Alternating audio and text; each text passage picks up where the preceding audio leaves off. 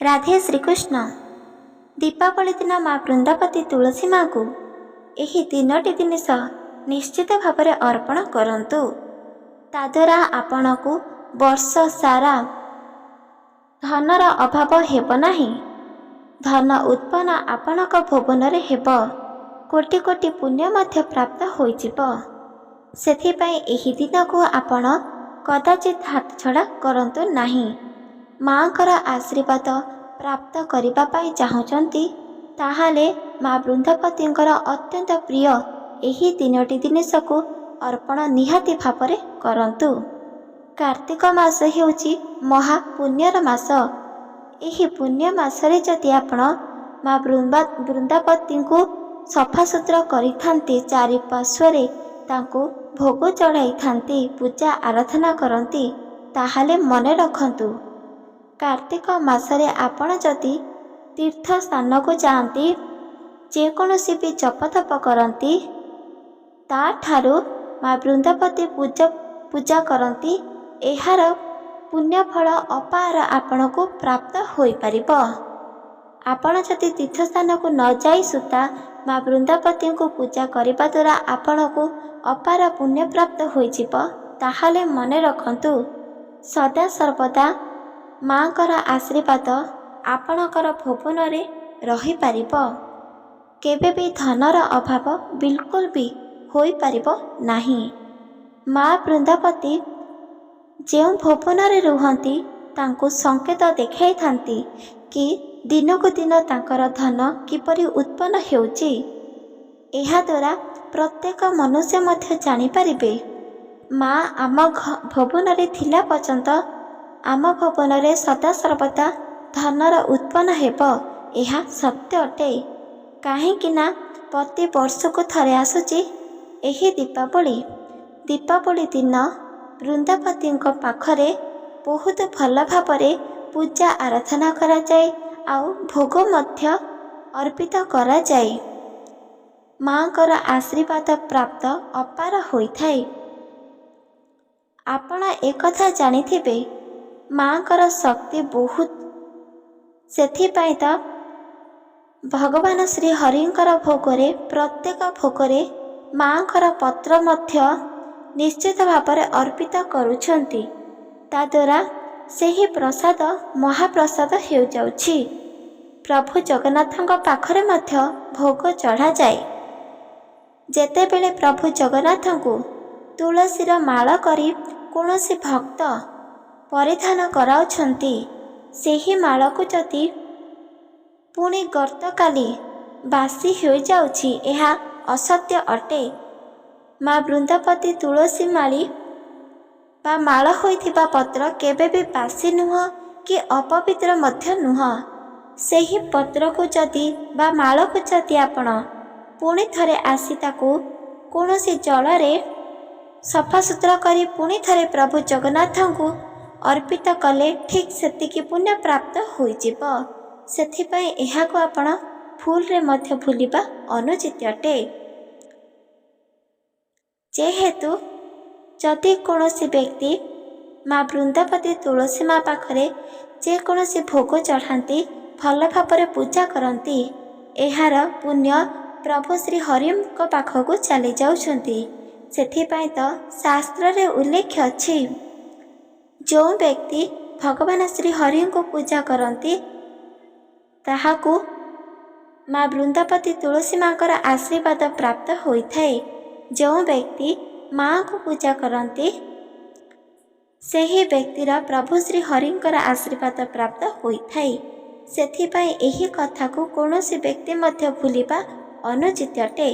एही दीपावली दिन माँकर अत्यंत प्रिय जिनिष जदि अर्पण करा जाए, माँ अत्यधिक खुशी होइथांती आउ आशीर्वाद मध्य प्रदान करिथांती।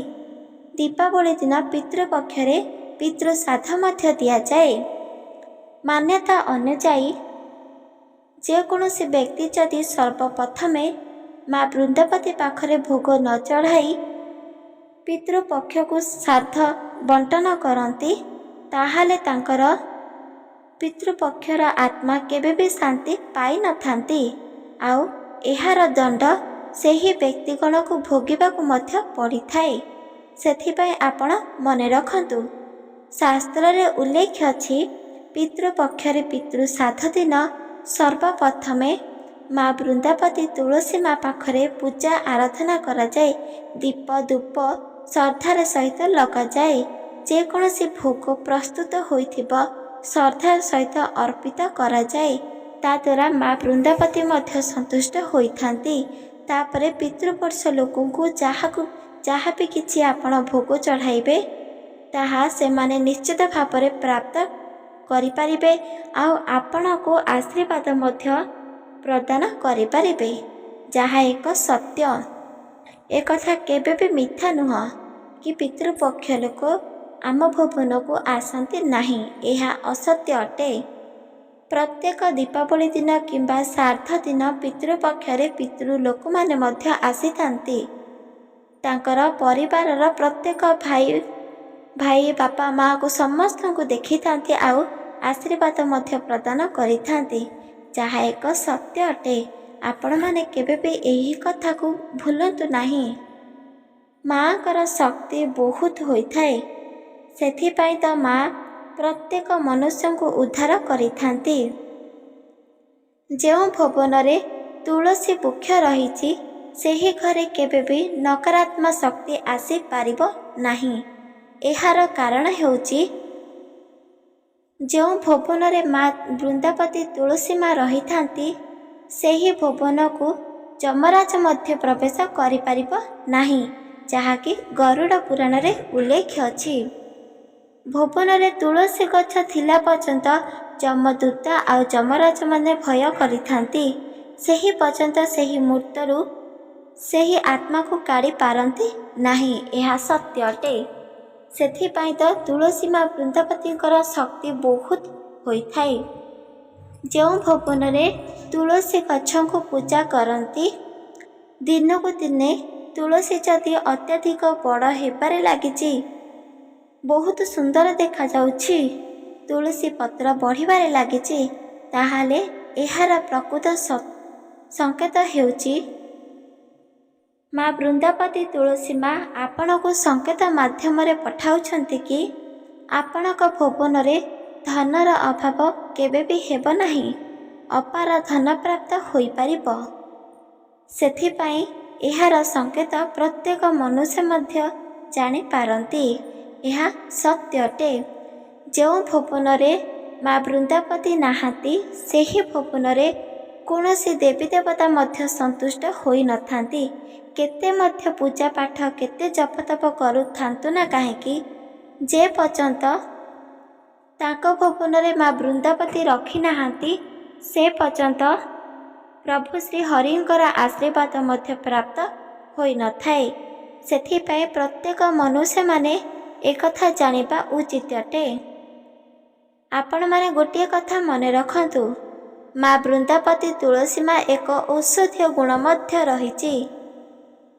ଯଦି କୌଣସି ବ୍ୟକ୍ତି କିଛି ଯଦି ଦୁର୍ଘଟଣା ଘଟିଛି ତାହେଲେ ମଧ୍ୟ ସେହି ବ୍ୟକ୍ତି ପାଖରେ ଏହି ତୁଳସୀ ପତ୍ରକୁ ରଖାଯାଏ, ତାହେଲେ ବହୁତ ମଙ୍ଗଳ ଘଟିଥାଏ, ଯାହାକି ପ୍ରତ୍ୟେକ ବ୍ୟକ୍ତି ଜାଣିବା ଉଚିତ ଅଟେ।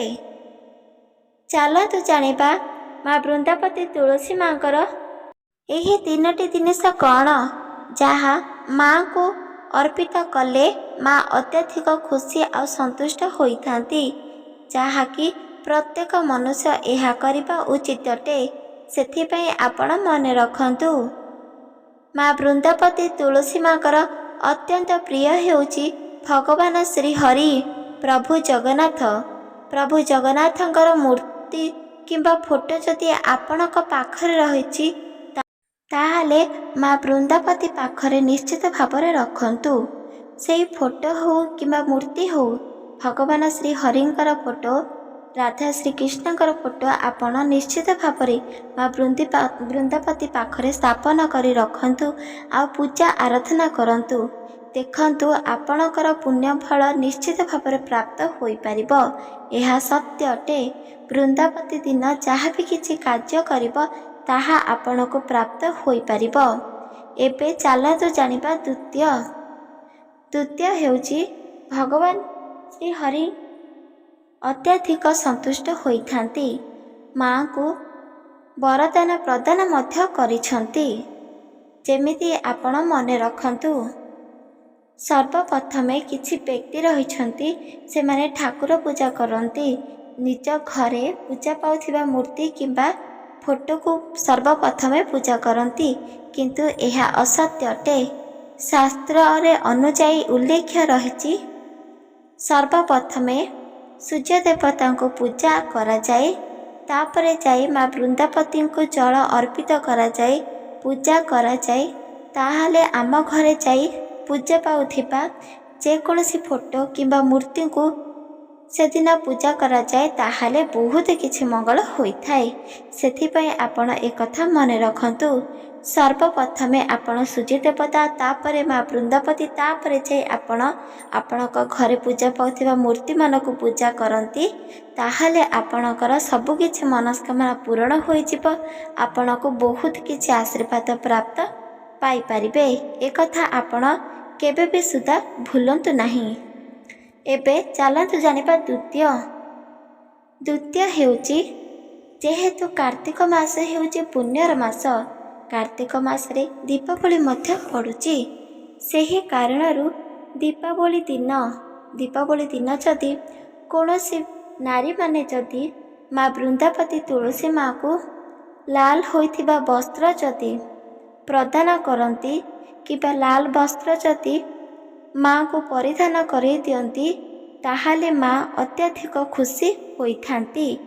ଲାଲ ହୋଇଥିବା ଯେକୌଣସି ବି ବସ୍ତ୍ର ଯଦି ଆପଣ ମା ବୃନ୍ଦାବତୀ ତୁଳସୀ ମାଙ୍କୁ ଦୀପାବଳି ଦିନ ଅର୍ପିତ କରୁଛନ୍ତି, ତାହେଲେ ମନେ ରଖନ୍ତୁ, ଆପଣଙ୍କ ଜୀବନରେ ଯେତେ ମଧ୍ୟ ନକାରାତ୍ମକ ଶକ୍ତି ଥିବ, ଶତ୍ରୁ ଥିବ, ସବୁକିଛିର ବିନାଶ ଘଟିପାରିବ, ଅପାର ପୁଣ୍ୟ ମଧ୍ୟ ପ୍ରାପ୍ତ କରିପାରିବ। ଏକଥା ଆପଣ ମନେ ରଖନ୍ତୁ। ପ୍ରତ୍ୟେକ ବ୍ୟକ୍ତିଙ୍କୁ ଏ ବିଷୟରେ କହିଦିଅନ୍ତୁ। ମା ବୃନ୍ଦାବତୀଙ୍କର ଅତ୍ୟନ୍ତ ପ୍ରିୟ ହୋଇଥାଏ ଯେକୌଣସି ବି ଲାଲ ହୋଇଥିବା ବସ୍ତ୍ର। ସେଥିପାଇଁ ତାଙ୍କୁ ଏହି ଲାଲ ହୋଇଥିବା ବସ୍ତ୍ରକୁ ଅର୍ପଣ କରାଯାଏ, ମାଙ୍କୁ ପିନ୍ଧାଇ ପୂଜା ଆରାଧନା କରାଯାଏ। ତାହେଲେ ଯାଇ ବହୁତ କିଛି ପୁଣ୍ୟ ପ୍ରାପ୍ତ ହୋଇପାରିବ। ଏବେ ଚାଲନ୍ତୁ ଜାଣିବା ତୃତୀୟ ମଧ୍ୟ ମାଙ୍କୁ ଦାନ ନିଶ୍ଚିତ ଭାବରେ କରନ୍ତୁ, ତାଦ୍ୱାରା ଆପଣ ଅପାର ପୁଣ୍ୟ ପ୍ରାପ୍ତ କରିପାରିବେ। ସେଥିପାଇଁ ଚାଲନ୍ତୁ ଜାଣିବା, ତୃତୀୟ ହେଉଛି ମା ଅତ୍ୟଧିକ ପ୍ରିୟ। ମା ବୃନ୍ଦାବତୀ ତୁଳସୀ ମାଙ୍କର ଅତ୍ୟନ୍ତ ପ୍ରିୟ ହେଉଛି ଗୋଟିଏ ପୁଷ୍ପ, ଯେଉଁ ପୁଷ୍ପ ପ୍ରଭୁ ଜଗନ୍ନାଥଙ୍କୁ ଲାଗି କରାଇଥିବ ବା ଅର୍ପିତ ହୋଇଥିବ, ପୁଣି ଥରେ ଭଗବାନ ଶ୍ରୀକୃଷ୍ଣଙ୍କୁ ଅର୍ପିତ ହୋଇଥିବା ପୁଷ୍ପ ଯଦି କୌଣସି ଭକ୍ତ ମା ବୃନ୍ଦାବତୀଙ୍କୁ ଅର୍ପିତ କରନ୍ତି, ତାହେଲେ ମା ଅତ୍ୟଧିକ ଖୁସି ହୋଇଥାନ୍ତି। ଠିକ୍ ସେପରିକା ଆପଣ ମନେ ରଖନ୍ତୁ, ପ୍ରଭୁ ଜଗନ୍ନାଥଙ୍କର କିମ୍ବା ଭଗବାନ ଶ୍ରୀକୃଷ୍ଣଙ୍କର ଲାଗି କରାଇଥିବା ପୁଷ୍ପ ଯଦି କୌଣସି ବ୍ୟକ୍ତି ମାଙ୍କୁ ଅର୍ପଣ କରନ୍ତି, ତାହେଲେ ବହୁତ କିଛି ମଙ୍ଗଳ ହୋଇଥାଏ, ବହୁତ କିଛି ପୁଣ୍ୟ ମଧ୍ୟ ପ୍ରାପ୍ତ ହୋଇଥାଏ। ଏହି ତିନୋଟି ଜିନିଷ ମାଙ୍କର ଅତ୍ୟନ୍ତ ପ୍ରିୟ। ସେଥିପାଇଁ ଏହି ଜିନିଷ ମାଙ୍କୁ ଅର୍ପିତ କରିବା ପାଇଁ ବିଲକୁଲ ବି ମଧ୍ୟ ଭୁଲନ୍ତୁ ନାହିଁ। ମା ବୃନ୍ଦାବତୀ ତୁଳସୀ ମା ଅତ୍ୟଧିକ ଶକ୍ତିଶାଳୀ। ସେଥିପାଇଁ ତ ପ୍ରତ୍ୟେକ ଘରେ ଘରେ ପୂଜା ପାଉଛନ୍ତି। ଯେଉଁ ଘରର ସଦସ୍ୟ ଲୋକମାନେ ମା ବୃନ୍ଦାବତୀଙ୍କୁ ସ୍ଥାପିତ କରନ୍ତି ନାହିଁ କିମ୍ବା ପୂଜା ଆରାଧନା କରନ୍ତି ନାହିଁ, ତାଙ୍କେ କେତେ ମଧ୍ୟ ଧନ ରୋଜଗାର କଲେ ସୁଦ୍ଧା ତାଙ୍କୁ ବିଲକୁଲ ବି ସେହି ଧନ ସଞ୍ଚିତ ହୋଇପାରିବ ନାହିଁ। ଏହା ସତ୍ୟ ଅଟେ। ସେଥିପାଇଁ ପ୍ରତ୍ୟେକ ବ୍ୟକ୍ତି, ପ୍ରତ୍ୟେକ ମାନବମାନେ ଏକଥାକୁ ମନେ ରଖିବା ଉଚିତ ଅଟେ। ମା ବୃନ୍ଦାବତୀ ତୁଳସୀ ମାଙ୍କର ଏହି ତିନୋଟି ଜିନିଷ ଅତ୍ୟଧିକ ଜରୁରୀ ଅଟେ, ଅତ୍ୟଧିକ ପ୍ରିୟ ହୋଇଛି। ସେଥିପାଇଁ ଏହି ଜିନିଷ ମାଙ୍କୁ ନିଶ୍ଚିତ ଭାବରେ ଅର୍ପିତ କରନ୍ତୁ। ଏବେ ଚାଲନ୍ତୁ ଜାଣିବା, ପିତୃପକ୍ଷରେ ଦୀପାବଳି ଦିନ ମା ବୃନ୍ଦାବତୀଙ୍କୁ କିପରି ପୂଜା କରାଯାଏ। ଯଦି ଆପଣଙ୍କର ତୁଳସୀ ମା ବୃନ୍ଦାବତୀ ଯେଉଁ ସ୍ଥାନରେ ଅଛନ୍ତି ଚାରିପାର୍ଶ୍ୱ ଯଦି ଅପରିଷ୍କାର ରହିଛି, ତାହେଲେ ସେହି ଜାଗାକୁ ସଦାସର୍ବଦା ସଫା କରିବାକୁ ଚେଷ୍ଟା କରନ୍ତୁ। ଯଦି ଆପଣଙ୍କ ଭୁବନରେ ମାଆଙ୍କର ସଫାସୁତୁରା ରଖନ୍ତି, ସଫାସୁତୁରା ରଖି ପୂଜା ଆରାଧନା କରନ୍ତି, ତାହେଲେ ମନେ ରଖନ୍ତୁ ଦିନ ଏମିତି ଆସିବ ଆପଣଙ୍କ ଜୀବନର ଭାଗ୍ୟ ବଦଳିଯିବ। ଯାହା ବି ଆପଣ ଇଚ୍ଛିତ କରିବେ ଚାହିଁବା ପାଇଁ ତାହା ଆପଣଙ୍କୁ ନିଶ୍ଚିତ ଭାବରେ ପ୍ରାପ୍ତ ହୋଇପାରିବ। ଏହା ସତ୍ୟ ଅଟେ। ଏହାକୁ ଆପଣ ମନେ ରଖନ୍ତୁ। ମା ବୃନ୍ଦାବତୀ ତୁଳସୀ ମା ଯାହାକୁ ମଧ୍ୟ ଆଶୀର୍ବାଦ କରନ୍ତି ତାଙ୍କର ଧନର ଅଭାବ ହୋଇନଥାଏ କି ଘରରେ କୌଣସି ବ୍ୟକ୍ତି ମଧ୍ୟ ଅସୁସ୍ଥ ରହିନଥାଏ କିମ୍ବା ଅକାଳ ମୃତ୍ୟୁ ମଧ୍ୟ ଆସିନଥାଏ। ସେଥିପାଇଁ ତା କୁହାଯାଉଛି ଜୀବନରେ ସବୁକିଛି ସତ୍ୟତା ଅଟେ। ବର୍ଷକୁ ଥରେ ଆସୁଛି ଏହି ଦୀପାବଳି। ଦୀପାବଳିକୁ ଆପଣ ହାତଛଡ଼ା କରନ୍ତୁ ନାହିଁ। ମା ବୃନ୍ଦାବତୀ ତୁଳସୀ ମାଙ୍କୁ ଏହି ତିନୋଟି ଜିନିଷ ଅର୍ପଣ କରନ୍ତୁ। ତାଦ୍ୱାରା ମା ବହୁତ ଖୁସି ହୋଇଥାନ୍ତି ଆଉ ସନ୍ତୁଷ୍ଟ ହୋଇ ଆପଣଙ୍କୁ ବରଦାନ ମଧ୍ୟ ପ୍ରଦାନ କରନ୍ତି। ତାଙ୍କ ବରଦାନ ମଧ୍ୟ ଅପାର ହୋଇଥାଏ। ସେହି ବରଦାନରେ ଆପଣଙ୍କର ସର୍ବସ୍ୱ ଦୁଃଖ କଷ୍ଟ ମଧ୍ୟ ଲୁଚିଯିବ। ଯେମିତିକା ମା ଯଦି ଆପଣଙ୍କ ଭୁବନରେ ରହିଛି ତାହେଲେ ମନେ ରଖନ୍ତୁ ଆପଣଙ୍କ ଭୁବନକୁ ମା ଲକ୍ଷ୍ମୀ ମଧ୍ୟ ଆସିପାରିବେ। ଯେଉଁ ଘରେ ମା ବୃନ୍ଦାବତୀ ରହିଛନ୍ତି ସେହି ଘରେ ସବୁକିଛି ସମ୍ଭବ ହୋଇପାରିବ। ଯାହା ବି କିଛି ଇଚ୍ଛିତ କରିବ ତାହା ମଧ୍ୟ ସମ୍ପୂର୍ଣ୍ଣ ଭାବରେ ଆସିପାରିବ। ଏକଥାକୁ ମନେ ରଖନ୍ତୁ।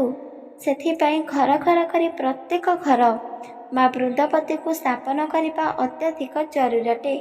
ମାଙ୍କୁ ସ୍ଥାପନ କରି ପ୍ରତ୍ୟେକ ଦିନ ପୂଜା ମଧ୍ୟ କରିବା ଜରୁରୀ ଅଟେ। ସେଥିପାଇଁ ଆପଣମାନେ ଏକଥା ମନେ ରଖନ୍ତୁ। ମା ବୃନ୍ଦାବତୀ ତୁଳସୀ ମାଙ୍କର ଆଶୀର୍ବାଦ ହେତୁ ପ୍ରତ୍ୟେକ ମନୁଷ୍ୟ ଦୁଃଖ କଷ୍ଟ ରୋଗ ବିଲକୁଲ ବି ମଧ୍ୟ ସ୍ପର୍ଶ ହୋଇନଥାଏ। ସେଥିପାଇଁ ଏହି ବିଷୟରେ ପ୍ରତ୍ୟେକ ମନୁଷ୍ୟ ମନେ ରଖିବା ଉଚିତ ଅଟେ। ମା ବୃନ୍ଦାବତୀ ତୁଳସୀ ମାଙ୍କୁ ଯେତେବେଳେ ଆପଣ ଭୋଗ ଚଢ଼ାଉଛନ୍ତି ସେହି ଭୋଗକୁ ଆପଣ ଛୋଟ ବାଳକକୁ ନିଶ୍ଚିତ ଭାବରେ ଦିଅନ୍ତୁ। ତାଦ୍ୱାରା ବାଳକମାନେ ବହୁତ ଖୁସି ହୋଇଥାନ୍ତି। ଏହା ସତ୍ୟ ଅଟେ। ମା ବୃନ୍ଦାବତୀ ତୁଳସୀ ମାଙ୍କର କଥା ଆପଣମାନଙ୍କୁ କିପରି ଲାଗିଲା କମେଣ୍ଟ ମାଧ୍ୟମରେ ନିଶ୍ଚିତ ଭାବରେ ଜଣାଇ ପାରିବେ।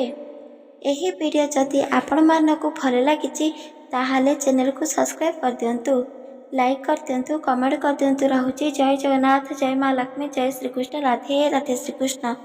ତ ମା ବୃନ୍ଦାବତୀ ତୁଳସୀ ମା ପାଖରେ ଏହି ତିନୋଟି ଜିନିଷ ନିହାତି ଭାବରେ ଅର୍ପଣ କରିବେ। ରାଧେ ଶ୍ରୀକୃଷ୍ଣ।